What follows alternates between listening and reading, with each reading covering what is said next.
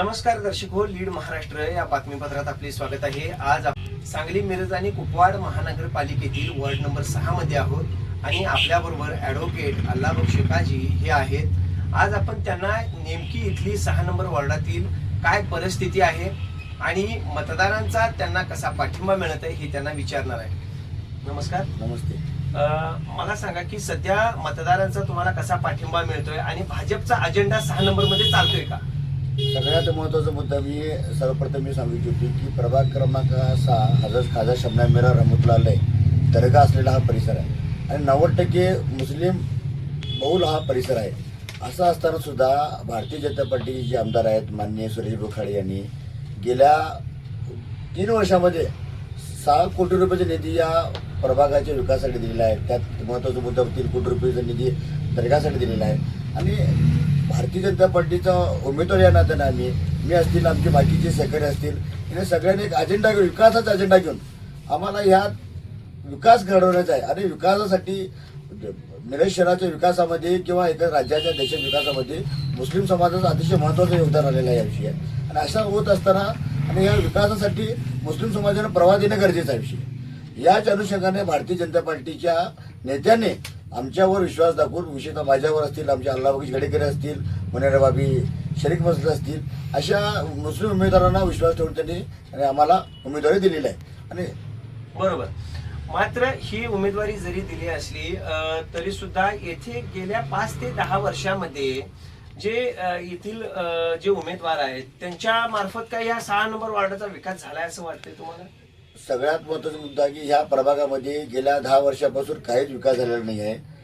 नगरसेवकांनी काहीच विकास केला। आज जो विकास दिसतोय प्रभाग क्रमांक 6 मध्ये हा जो विकास नाही दिलेला आहे केवळ माननीय सुरेश भाऊ खाडे यांनीच निधी दिलेला आहे। त्यामुळे याशिवाय नगरसेवकांनी काहीच केलं नाही आहे। या नगरसेवकांना जे नागरिक सुविधा आहेत मग गटारी साफ करण्याचा विषय असेल, आरोग्याचा विषय असेल, कचरा उठावाचा विषय असेल, पाण्याचा विषय असेल या सुद्धा सुविधा त्यांना वेळेवर त्यांना पूर्ण देता आल्या नाही आहेत। पाण्यासाठी या प्रभागामधले माता भगिनींना दुपारी 2-2 वाजता वाट बघावं लागते पाण्यासाठी विषयी। अशी अवस्था ते 2 वाजता तरी जेवण करणार कसं? त्याचे घरातले लोक ते कर्तव्य त्यांचे हे असतील त्यांचे पती लोक असतील किंवा त्यांचे घरात करणारे कमवणारे लोक असतील ते कामावर जाणार का अशी परिस्थिती आहे। खरं या जे विद्य निष्क्रिय नगरसेवकांना याचं काही देणेघेणे नाही आहे। मात्र तुम्हाला असं आता वाटतं का की वार्ड नंबर 6 मधील जनता आता फार इथं बदल घडवतील? अगदी 100%। यात आम्ही ज्या भारतीय जनता पार्टीचे आम्ही जे 4 उमेदवार पूर्ण प्रभाग होम टू होम आम्ही पिंजून काढला त्यावेळेला आम्हाला दिसून आलं की सर्वसामान्य जनतेमध्ये प्रचंड रोष आहे आणि जनता वैतागलेली आहे। जनतेला विकास हवा आहे। जनतेला हा भारतीय जनता पार्टीचा उमेदवार आहे किंवा ते काँग्रेसचा उमेदवार आहे किंवा अन्य कोणत्या पक्षाचे उमेदवार आहे याची काही देणेघेणे नाही। जनतेला विकास साधायचा आहे त्यासाठी सर्व आम्ही जेथे गेलो अतिशय चांगला आणि सकारात्मक प्रतिसाद मिळालेला आहे। मला असं वाटतं की पहिल्यांदाच म्हणतो की गेल्या 20-25 वर्षापासून पहिल्यांदाच भारतीय जनता पार्टीच्या उमेदवारांना पहिल्यांदाच या प्रभाग क्रमांक 6 मध्ये एवढं उत्स्फूर्त प्रतिसाद मिळत आहे। मला सांगा की राज्यामध्ये युती शासन आहे आणि ह्या युतीमध्ये तिथं भाजपा सुद्धा आहे, तिथं राष्ट्रवादी अजितदादा पवार यांचा सुद्धा गट आहे। म्हणजे वरती सत्तेत हे 2 पक्ष एकत्र आहेत। मात्र प्रभाग क्रमांक 6 मध्ये जर अवस्था आता बघितली तर तुम्ही भाजपचे उमेदवार आहात आणि तिकडून म्हणजे अजितदादा गटाचे उमेदवार आहे।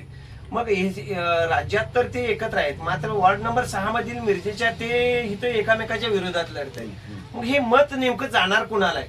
कुठल्या पक्षाला हे मत जाणार आहे? सगळ्यात महत्त्वाचा मुद्दा की माननीय मुख्यमंत्री देवेंद्रजी फडणवीस साहेबांनी उपमुख्यमंत्री अजितदादा पवार यांनी विकासाचा हेतू घेऊन त्यांनी राज्य स्थापन केलेलं आहे। राज्यामध्ये युती सत्ता आलेलं आहे आणि आता त्यांची काय करते आमच्यावर ते जातीवादाचा आरोप करतात। आमच्यासोबत सत्यव्रत जातीवाद आठवत नाही तुम्हाला? आमच्यावर जर राज्यात केंद्रात भारतीय जनता पार्टी बरोबर तुम्ही मांडीला आमच्या नेत्याच्या मांडीला लावून बसताय त्यावर तुम्हाला जातीवाद आठवत नाही आहे आणि प्रभागाच्यासाठी निवडणुकीत तुम्हाला जातीवाद आठवतो का? आणि प्रभागाची निवडणूक असेल किंवा स्थानिक स्वराज्य निवडणूक असेल या त्या उमेदवाराच्या व्यक्तिमत्वावर अवलंबून असते ते उमेदवार कशा पद्धतीने दिलेला आहे काय दिलेलं आहे। आम्ही उमेदवारी का घेतली भारतीय जनता पार्टीची किंवा भारतीय जनता पार्टी आम्हाला उमेदवारी का दिली? आमचा विकासाचा अजेंडावर आम्हाला उमेदवारी दिलेला आहे। त्यामुळं इथली जी जनता आहे ना ही व्यक्तिमत्व बघून जे व्यक्ती चांगला आहे सुसंस्कृत आहे हॉटेलबाज करणारा नाही आहे, नशेखोराला पाठीशी घालणारा नाही आहे, अशा उमेदवाराला प्रभाग क्रमांक 0 जनता हे साथ देणार आहे. साथ देणार आहे. मला सांगा, आज मिरजेमध्ये लक्ष्मी मार्केट येथे राज्याचे उपमुख्यमंत्री अजितदादा पवार यांची सभा झाली आणि या सभेमध्ये वॉर्ड नंबर 6 येथील उमेदवारांच्यावर काल जी कारवाई झालेली आहे, म्हणजे जी हद्दपारीची कारवाई झालेली आहे, त्या अनुषंगानं काही एका गटानं थोडी हुल्लडबाजी केली असंही ऐकायला मिळतंय. आणि सर्वात महत्वाचं म्हणजे अजितदादा त्या उमेदवारांना भेटले पण नाहीत, ही सुद्धा एक आता बातमी आहे. याच्यावर काय बोलायचं? आता सगळ्यात महत्वाचा मुद्दा असा आहे की ज्या राष्ट्रवादी काँग्रेसचा उमेदवार आहे त्या उमेदवार हा पार्श्वभूमी गुन्हेगारी पार्श्वभूमी आहे आणि त्याच्यावर त्या ठिकाणी गेल्या 3 महिन्यापासून माननीय पोलीस अधीक्षक कार्यालयामध्ये त्याच्यावर प्रक्रिया सुरू होती, सुनावणी सुरू होती त्याच्या हद्दपारीच्या प्रस्तावावर दिवशी. आणि मुळात राष्ट्रवादी काँग्रेस पक्षानं त्या उमेदवाराला गुन्हेगार स्वरूपाची उमेदवारी देणे चुकीचं होतं. आता उमेदवारी दिली आणि प्रशासनाची ही बाब आहे. ज्या वेळेला एखादा गुन्हा घडतो किंवा एखाद्या प्रशासनाला वाटत असते की बाबा या व्यक्ती या गुन्हेगारामुळे किंवा या गुन्हेगारी टोळीमुळे त्या ठिकाणी कायदा आणि सुव्यवस्थेचा प्रश्न निर्माण होणार आहे, त्यावेळेला तो प्रशासन काय करते की अशावर हद्दपारीची कारवाई करते. ते प्रक्रिया सुरू होती. यात वेगळं पण कायद्याचं काय राहिलेलं नाही त्याविषयी. अगदी.